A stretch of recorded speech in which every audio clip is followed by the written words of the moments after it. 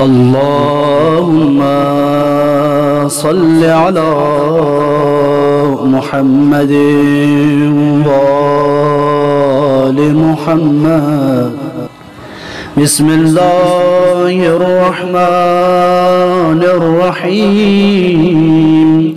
اللهم اغسلني فيه من الذنوب وطهرني فيه من العيوب وامتحن قلبي فيه بتقوى القلوب يا مقيل عثرات المذنبين.